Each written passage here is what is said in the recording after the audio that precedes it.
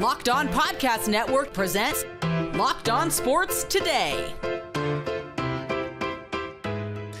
The Steelers just won't go away and now have a shot at a playoff berth, but can they make it with a backup quarterback? Also, the Oklahoma City Thunder are here right now.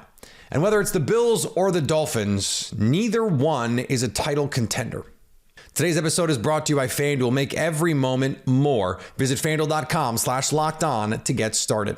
I'm Peter Bukowski, starting your day with the can't-miss stories and biggest debates in sports. You're Locked On Sports Today. Searching all major sports. Found. Let's start with the biggest story. The Pittsburgh Steelers go into the final week of the season trying to salvage this season, trying to get that over 500 for Mike Tomlin record. They got a division rival that they got to deal with, the Baltimore Ravens, who are not playing their starting quarterback and future MVP in all likelihood, Lamar Jackson. And they need some help if they want to get into the postseason. But they did their part last week, beating the Seattle Seahawks in Seattle with the festively named Mason Rudolph. Chris Carter from Locked On Steelers joins me now. And Chris, the Mason Rudolph part of this is the part that is so interesting to me because he is going to play this weekend, and theoretically, Kenny Pickett, it sounds like, could be doing that if that were the choice, and it's not. So how do you try to make sense of all of this as we move forward with this Pittsburgh team?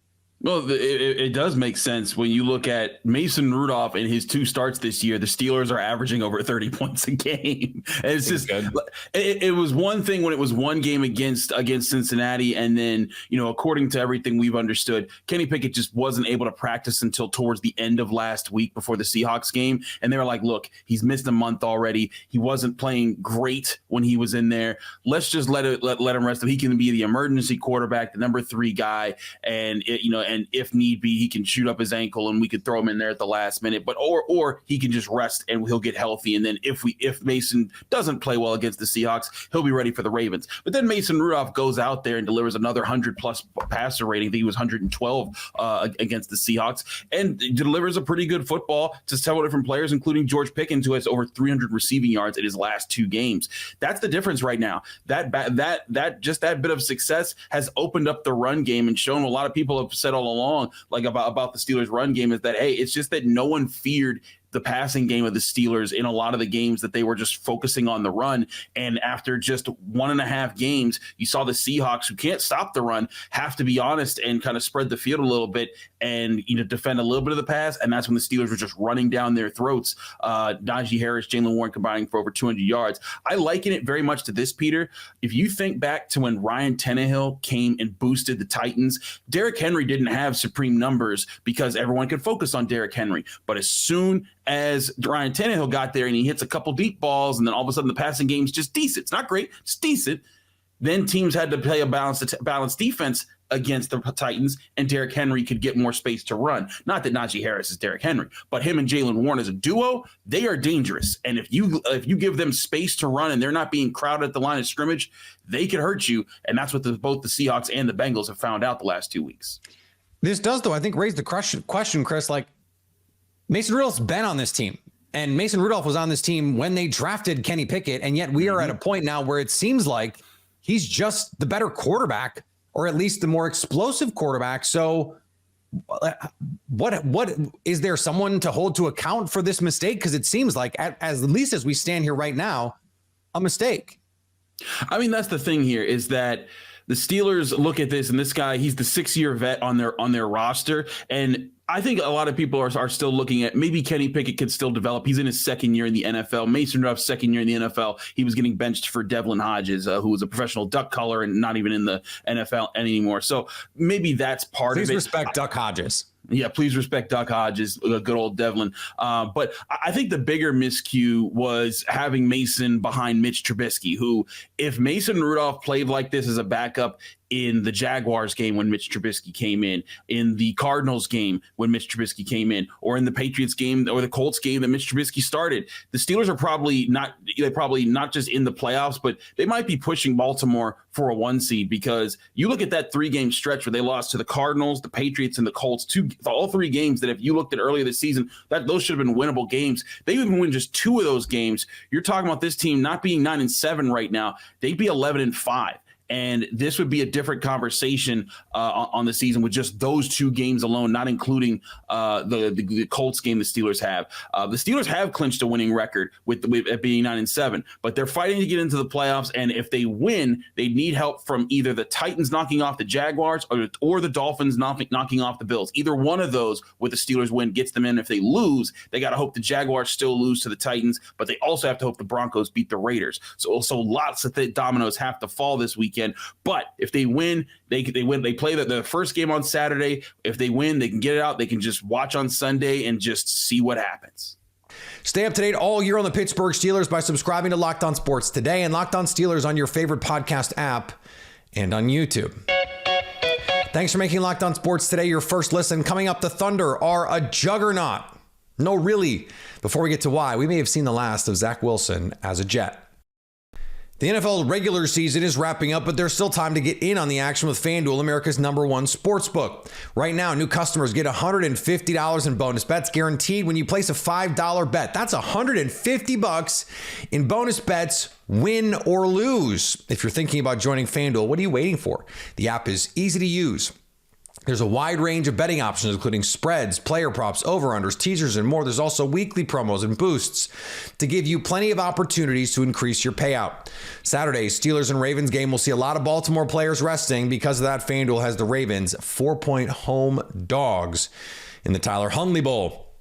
You can also combine bets for a bigger payout. Same game parlays are a great way to enjoy watching sports. Visit FanDuel.com/lockedon and do the NFL season right. FanDuel, official partner of the NFL.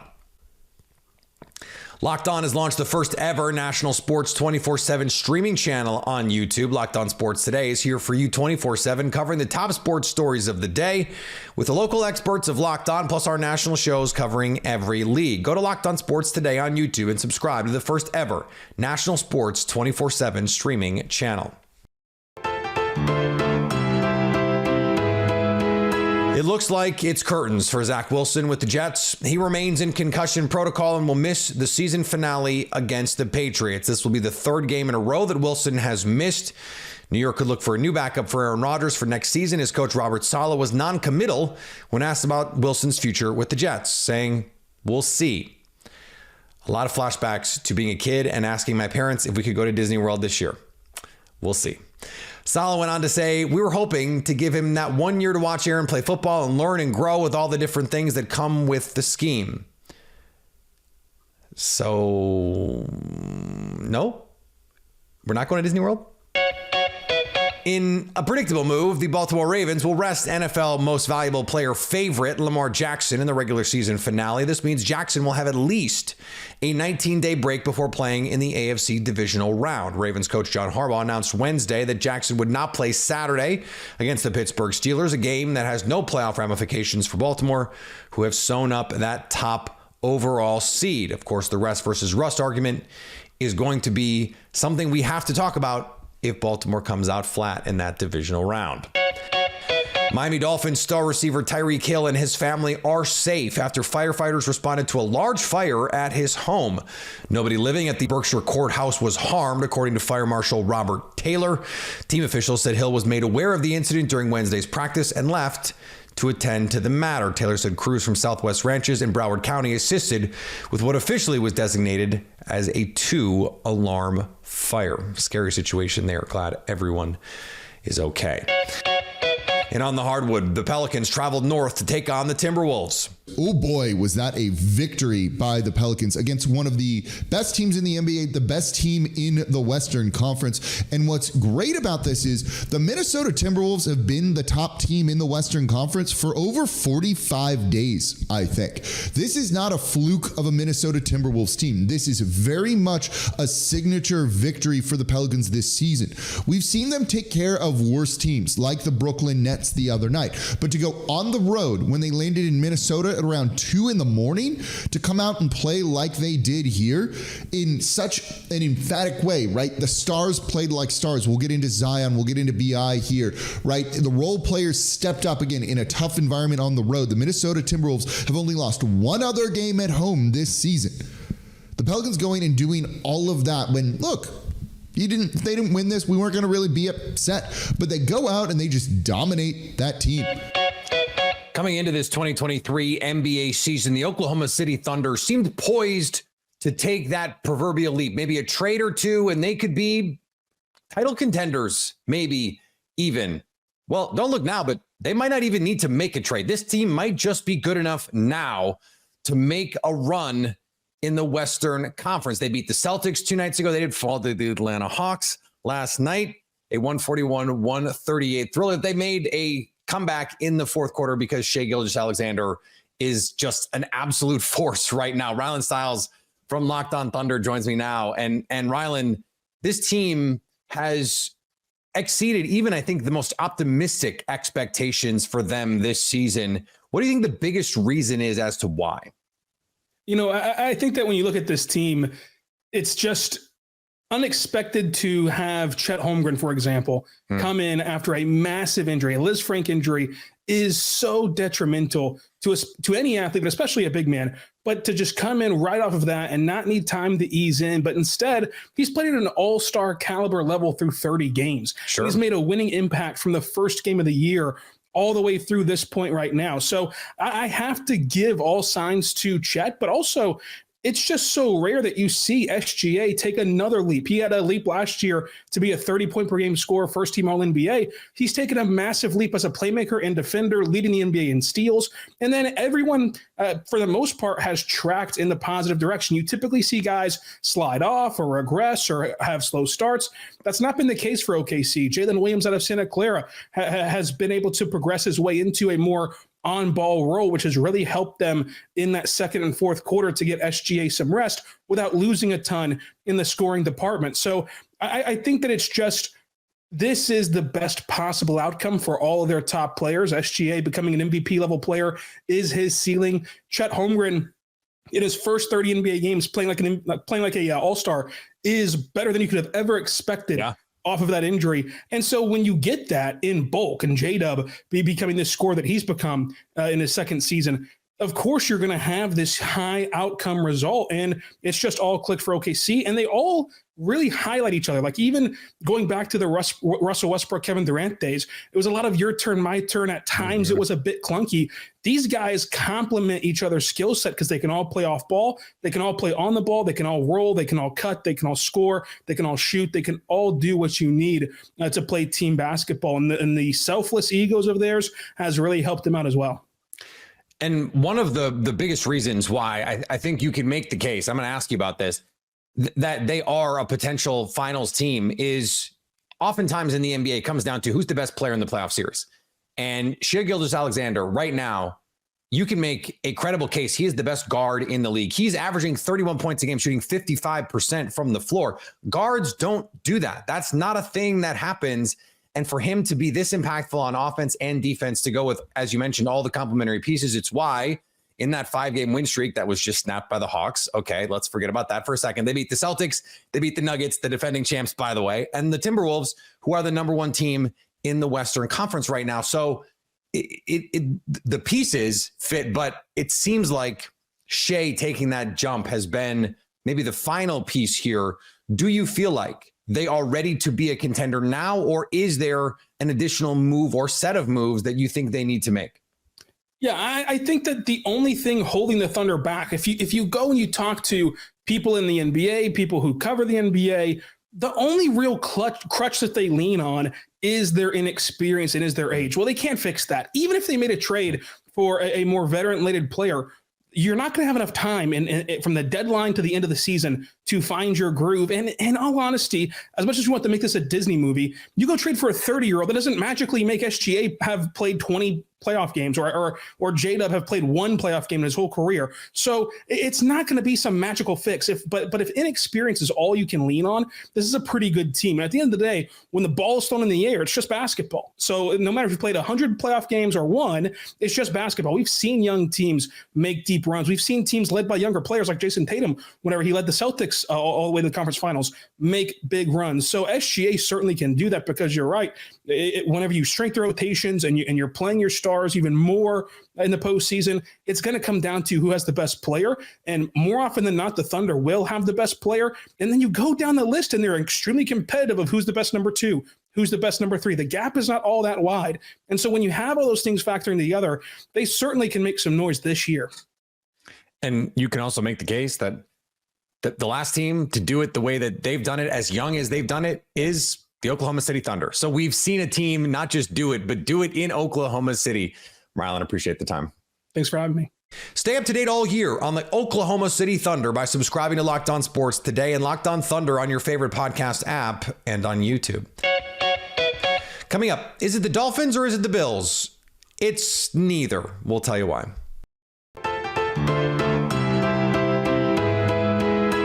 The Dolphins and Bills meet for the AFC East title this Sunday night. At times, both of these teams have shown plenty of talent, but Peacock and Williamson don't believe either one of them are true contenders this year. And then there's a number of scenarios where the Bills lose, and it's unlikely, but it is possible the Bills don't get in at all, too. So you could be the division winner or not in at all for the Buffalo Bills. So a wild week here to come in Week 18 there. I'm seeing them with an 82% chance, and I think we all want to see them in the playoffs. They stumbled a lot, though, against the Patriots. I mean, they had a hard time moving the football. That Pats D is really good. I used to think that the Bills were pretty clearly the 3rd best team in the league behind Baltimore 1, San Francisco 2. Now I don't know who number 3 is, but Miami's in a bad situation, too. So kudos to the league for setting this game up that we'll all watch it Sunday night. Perfect. I mean, it means the most. But, man, these teams aren't as dangerous as I thought they would be at this very minute. You know, a lot of injuries for Miami, too. I buy that the Dolphins are not contenders. Not particularly pleasant for my Miami to win the Super Bowl 25-1 bet that I was feeling pretty good about to start the season. They just don't have the defensive bona fides at this point, and they have a quarterback who is just not a ceiling raiser. But the Bills can win games in a multitude of ways. They beat the crap out of the Cowboys running the ball, and we've seen Josh Allen, just by sheer force of will and prestidigitation, win games because he's that good. I can't rule out a Buffalo team that has been through the fires. They have been through the playoff battles. And who else am I picking in the AFC? The Chiefs do not look particularly scary to me. No one in the AFC South has anything to give in this conversation. And I guess we'll see Bills, Dolphins, but we're assuming here that one of these teams wins. If the Bills win, I don't think going 2-0 against the Dolphins would make them at all scared to face Miami in the postseason. So that just leaves the Ravens, a team, the Bills, with Josh Allen against Lamar Jackson, have already beat in the playoffs. The Dolphins, not title contenders, not with the injuries, not on defense. I don't know how they're going to have enough pass rush.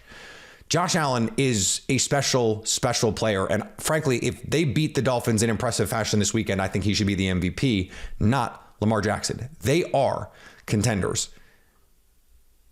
Mostly because who else is it? And finally, the Michigan Wolverines have been, shall we say, controversial this year. Jim Harbaugh has been suspended multiple times for multiple violations. The Wolverines quarterback would like to set the record straight, though.